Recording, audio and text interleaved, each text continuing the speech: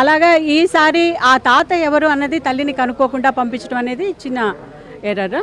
So వచ్చిన ఆయన చాలాసార్లు రిపీటెడ్గా ఆ పిల్లకి స్వీట్స్ అవి తెచ్చిస్తూ, బిస్కెట్స్ అవి తెచ్చిస్తూ, వాళ్ళ పేరెంట్స్ ప్రకారం వాళ్ళ అమ్మమ్మ వాళ్ళ ఇంటి ఎదురుట ఆయన రాత్రిపూట కూడా 11:30 దాకా ఆ పిల్లతో ఆడుకోవడము, ఆయన వీళ్ళింటికి రావడము. ఆ పిల్లకి పూర్వ పరిచయాలు ఉన్నాయి. మా తాత అంటుంటే ఈ మెడికల్ అర్జెన్సీ స్టాఫ్ నర్స్ కూడా లీవ్లో ఉన్నారు. ఒకవేళ ఆ రిజిస్టర్ చెక్ చేస్తున్నట్లయితే ఆ అమ్మాయి మెడికల్ అవసరం లేదని తెలిసి ఉండేది. ఆ అమ్మాయి అర్జెన్సీ కదా అని పర్మిషన్ అతను సంతకం పెట్టాడట, ఆ అమ్మాయి సంతకం పెట్టింది. ఆ లెటర్ తీసుకొని 3 అవర్స్లో ఇంజెక్షన్ చేయించుకొని అమ్మాయి బ్యాక్ వచ్చేసింది. 12 నుంచి మళ్ళీ 2 లోపల అమ్మాయి వచ్చేసింది.